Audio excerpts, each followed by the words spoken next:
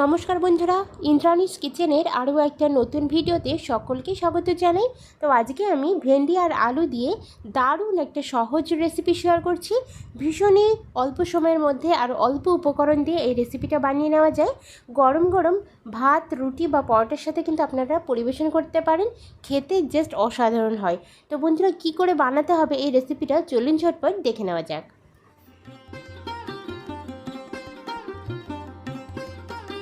রেসিপিটা বানানোর জন্য আমি এখানে প্রয়োজন মতো ভেন্ডি নিয়েছি।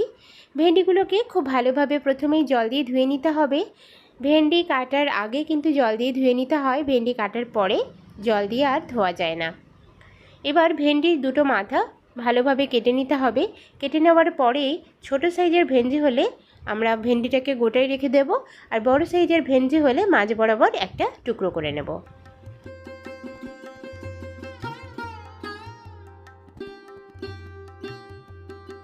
ঠিক একই রকমভাবে সমস্ত ভেন্ডিগুলোকে কেটে নিতে হবে।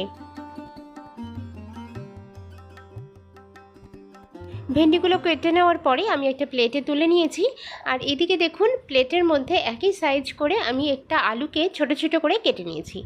ভেন্ডির সাথে আমি ব্যবহার করব আজকে আলু, আর এই আলুটাকে কিন্তু একদম পাতলা করে কেটে নিতে হবে। আলুটাকে খুবই পাতলা করে কাটতে হবে, যাতে সেদ্ধ হতে খুব বেশি সময় না নেয়। এবার রান্নাটা করে নেব, আর তার জন্য কড়াইয়ের কাছে চলে এলাম। ওভেনে একটা কড়াই খুব ভালোভাবে গরম করে নিয়ে তাতে সরষের তেল দিয়ে দিয়েছি। তেলটা দেখুন গরম করে নেব প্রথমেই।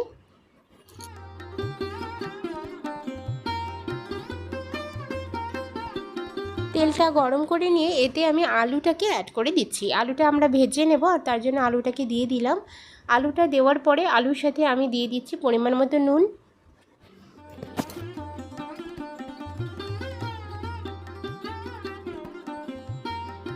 নুন দিয়ে আলুটাকে একদম লাল লাল কালার আসা পর্যন্ত ভেজে নেব। তো আলুটা দেখুন ঠিক এরকমই একটা কালার পরিবর্তন হয়ে লাল ধরনের হয়ে যাবে, তখন আলুটাকে নামিয়ে নিতে হবে।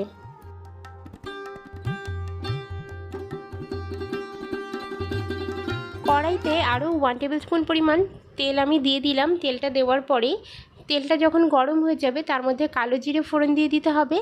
কালো জিরে ফোড়ন দিয়ে আজকে রান্নাটা করলে রেসিপিটায় অনেক সুন্দর গন্ধ আর টেস্ট হবে। তো অবশ্যই কিন্তু কালো জিরে ফোড়নটা দিয়ে দেবেন। তো এখানে কালো জিরের পরিমাণটা একটু বলে দিই, মোটামুটি 1/4 টেবিল স্পুনের কাছাকাছি হবে। খুব বেশি কালো জিরে কিন্তু দেওয়ার প্রয়োজন নেই। জিরেটা হালকা করে ভেজে নেব। তো বন্ধুরা দেখুন, জিরেটা বেশ সুন্দরভাবে ভাজা হয়ে গিয়েছে। 1 মিনিট মতো নাড়াচাড়া করে নিয়েছিলাম। তারপরে এখানে আমি পেঁয়াজ কুচি দিয়ে দিচ্ছি। একটা ছোট সাইজের পেঁয়াজ আমি কুচিয়ে নিয়েছিলাম, কুচানো পেঁয়াজটা দিয়ে দিলাম। এবার পেঁয়াজটাকে ভালোভাবে নাড়াচাড়া করে 1 থেকে 1.5 মিনিট মতো একটু ভেজে নেব।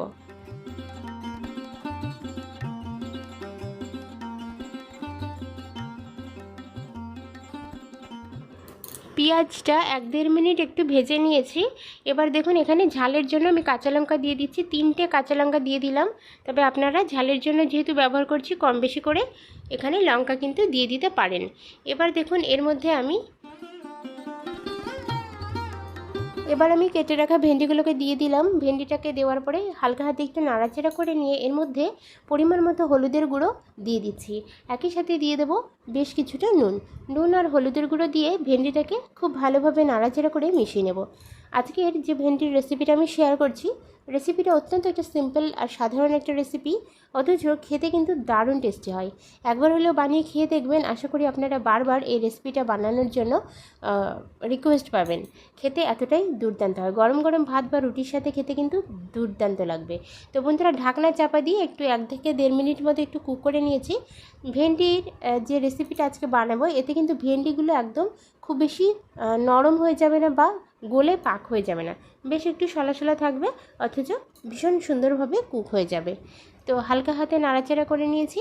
এবার আমি ঢাকনা চাপা দিয়ে আরও কিছুক্ষণের জন্য কুক করে নেব। তো 3-4 মিনিট মতো ঢাকনা চাপা দিয়ে কুক করে নিয়ে এবার আমি ঢাকনাটা খুলে দেব। আর দেখুন, ভেন্ডিগুলো কিন্তু খুব সুন্দরভাবে ভাজা হয়ে গেছে, কোনো রকমভাবে কিন্তু কাঁচা নেই। এই পর্যায়ে এসে এর মধ্যে আলু দিয়ে দিচ্ছি। আলুটাকে দেওয়ার পরে খুব ভালোভাবে নাড়াচাড়া করে মিশিয়ে নিতে হবে।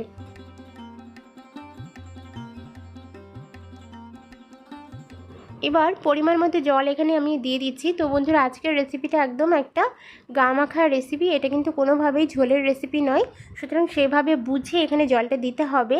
তো আমি দেখুন এখানে একটা ছোট্ট বাটির হাফ বাটির মতো জল দিয়েছি। জলটা দিয়ে ভালোভাবে একটু নাড়াচাড়া করে মিশিয়ে নেব।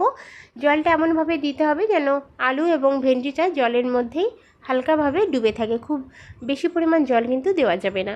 তো জলটা আমি পরিমাণ মতো দিয়ে দিলাম, দিয়ে এবার আমি কুক করে নেব ঢাকনা চাপা দিয়ে। তো আরও 3 থেকে 4 মিনিটের জন্য আমি ঢাকনা চাপা দিয়ে কুক করে নিয়েছি। আর দেখুন তারপরে আমি ঢাকনা খুলে দেখাচ্ছি। তো 3-4 মিনিট পরে ঢাকনা খুলে দেখাচ্ছি। দেখুন রেসিপিটা একদম ঝোলটা কিন্তু শুকিয়ে গিয়েছে আর গায়ের সাথে ঠিক এভাবে লেগে থাকবে। তো বন্ধুরা, রেসিপিটা একদম গরম গরম ভাতের সাথে পরিবেশন করেছিলাম আজকে। খেতে কিন্তু জাস্ট অসাধারণ হয়েছিল। আজকের রেসিপিটা আপনাদের কেমন লাগলো কমেন্ট সেকশনে জানাতে ভুলবেন না। ভালো লাগলে প্লিজ একটা লাইক করার অনুরোধ রইল। আর এরকমই নতুন নতুন রেসিপি দেখার জন্য আমার চ্যানেলটাকে সাবস্ক্রাইব করে বেল আইকন এবং নোটিফিকেশান অন করে রাখার অনুরোধ রইল। দেখা হচ্ছে পরবর্তী ভিডিওর সাথে। ততক্ষণের জন্য সকলে খুব ভালো থাকুন, সুস্থ থাকুন। ধন্যবাদ।